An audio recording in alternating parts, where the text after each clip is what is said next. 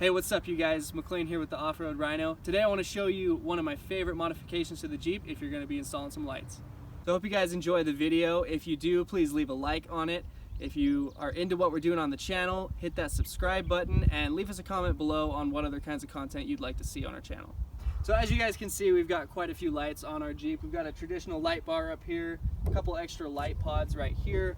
Our bumper came with some LED lights integrated into it. We've got these two right here and these two that shine on the tires. And then most recently, we actually just got some rock lights that are mounted underneath here. So with all those lights, it can be kind of tricky to wire them up, especially because each one of them has their own wiring harness. But I'm going to show you guys my favorite Jeep product when it comes to wiring lights, and you absolutely should get one of these if you want to put a bunch of lights on your Jeep. What it is a switch relay, and I'll show you what that looks like. Alright you guys, so the switch relay, it mounts up to right here. There's a couple of different names for it. There's a name brand that's the Spod. Ours is an Amazon brand called Apollo in Tech, but basically this is a relay for all of your switches. So in this box right here, all of our lights are flowing into one place. So if I was going to traditionally wire all of these lights, I would need a wiring harness that goes from the light to a switch on the inside of my Jeep. And I'd also need wires coming from the inside attached to the switch all the way out to the battery, and I need something going to the ground. When you're using a switch relay like this, all of my lights simply go into the switch relay, where it goes from here into one main pot of switches in the Jeep. Now here's why this is awesome. So as you can see in here, the previous owner of this Jeep had already wired up those bumper LEDs to a switch right here. And they actually had to cut and modify this plastic panel in order to mount up their switch, which is fine, except for the fact that when I bought this Jeep from that person, I didn't want that switch right there. So now this switch actually does nothing. I may wire up my winch to it eventually just to keep it separate from the lights.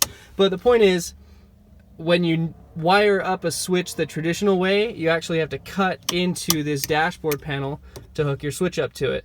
So if I was going to wire up 6 auxiliaries, there's not a whole lot of room for 6 switches right here. I've only got one right here. Maybe I could put another one over here somewhere. I could always maybe use some of these as an area to put the switches, but the point is there's just not a whole lot of room.